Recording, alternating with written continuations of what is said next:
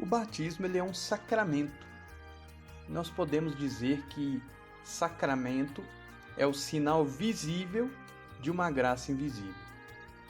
Sacramentos são 7: batismo, confirmação ou crisma, eucaristia, penitência ou confissão, extrema-unção ou unção dos enfermos, porque pode ser dada a um idoso ou a uma pessoa que esteja já se preparando para a morte, ou pode ser dado simplesmente para um doente grave. O sacramento da ordem, que é quando o bispo ordena padres e diáconos e quando vários bispos sagram um bispo. E o sacramento do matrimônio. Com sinal visível de uma graça invisível, com essa expressão, nós podemos perceber, reparar, evidenciar que cada sacramento ele tem um sinal que nós vemos e que esconde um grande mistério que a gente não vê. O sinal visível do batismo, claramente, é a água. E a água ali é um sinal visível de uma graça muito grande de Deus, que Deus concede à pessoa que está sendo batizada e que nós não vemos.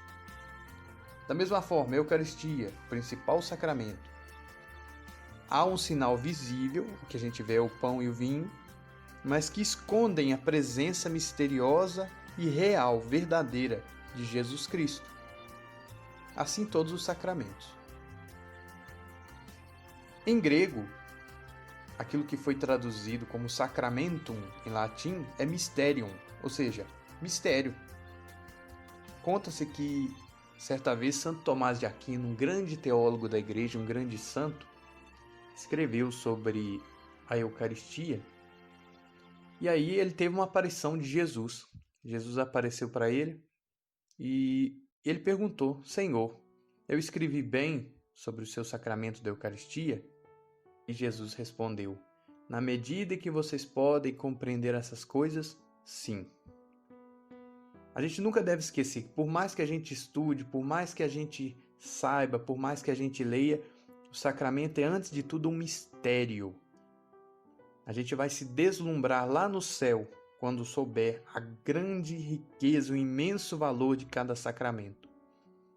Enquanto nós estamos nessa vida, a gente pode só arranhar a casquinha desse mistério. A gente pode compreender com algumas comparações, com alguns sinais, mas plenamente só Deus compreende os seus sacramentos. E como Jesus diz lá no versículo que nós lemos logo no início, eis que estou convosco todos os dias até o fim do mundo, os sacramentos ele acompanham a vida cristã.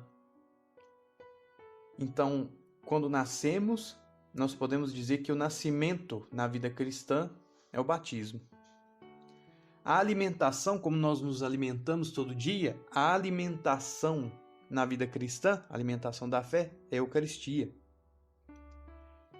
Como qualquer sociedade em todas as épocas, teve um momento em que o jovem toma consciência de que a partir dali ele é adulto, ele é responsável pelas suas ações plenamente. Essa passagem para a vida adulta é marcada na vida cristã pelo sacramento da crisma. Nós temos também os sacramentos da cura. Quando a gente cai em pecado, temos o sacramento da confissão. E para nos ajudar a lutar espiritualmente na doença, especialmente na hora da morte, mas também pedindo a Deus a cura, nós temos a unção dos enfermos. E os sacramentos de estado de vida são o matrimônio e a ordem. São João, no seu evangelho, diz que viu sair, quando o soldado transpassou o peito de Cristo, ele diz que viu sair sangue e água. Nós podemos dizer que ali nasceu a igreja. A partir dali, de Cristo, na cruz, jorra por toda a história os 7 sacramentos, já que todos os santos padres, os primeiros cristãos, interpretavam sangue e água como os 2 principais sacramentos: a Eucaristia, que é também sangue de Cristo, e a água do batismo. Pelos sacramentos, a cruz de Cristo renova toda a vida cristã. Toda a nossa vida ela é acompanhada e renovada, transformada pelos sacramentos que brotam da cruz de Cristo. Agora, por meio de alguns símbolos, de algumas comparações, vamos entender um pouco o que é o batismo. A palavra baptismos é banho, mergulho.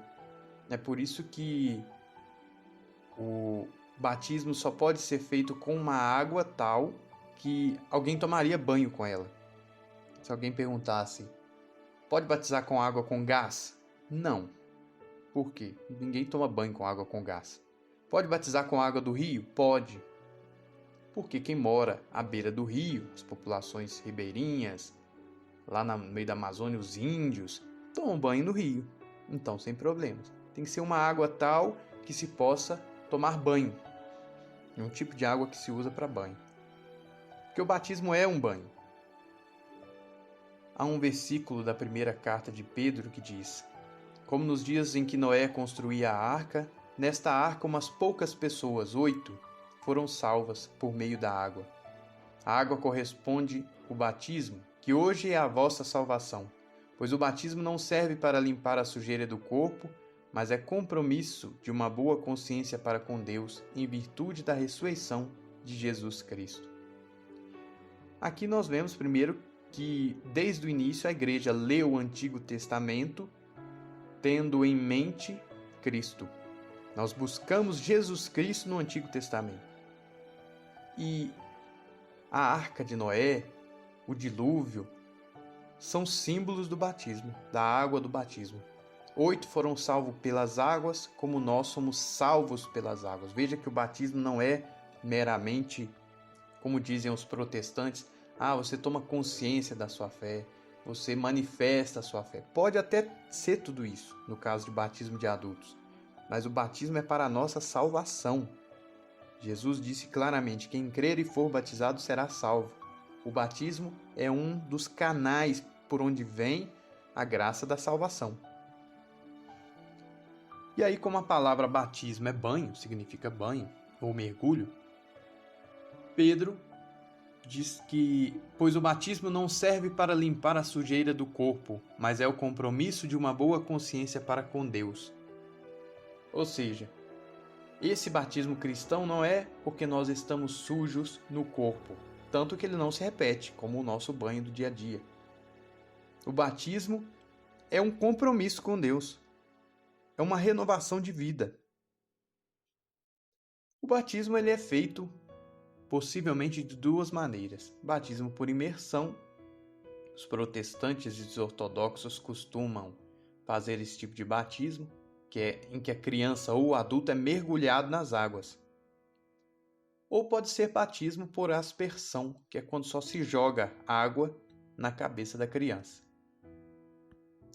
As duas formas podem ser usadas na igreja. Em geral se faz por aspersão porque é mais prático. Não é toda a igreja que tem a possibilidade de se fazer uma pia batismal do tamanho de uma piscina.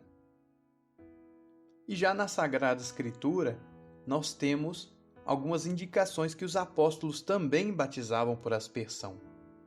Por exemplo, quando Pedro faz a primeira pregação em Jerusalém após Pentecostes, tudo indica que aquelas 3.000 pessoas que foram batizadas não desceram a cidade de Jerusalém até o Rio Jordão para serem batizadas. Elas foram batizadas lá mesmo. E em Jerusalém não tem rio. Quando Paulo batiza o carcereiro na prisão, está lá em Atos dos Apóstolos, nada indica que eles foram para onde havia um rio para que o carcereiro pudesse ser mergulhado. Ao que parece, o carcereiro foi batizado lá na cadeia. Então, batismo por aspersão. Quando Pedro batiza Cornélio e toda a sua casa, tudo indica que eles estavam ainda na casa de Cornélio. Eles não foram a um rio para que todas aquelas pessoas pudessem ser mergulhadas. Então, as duas formas de batismo são aceitas pela igreja.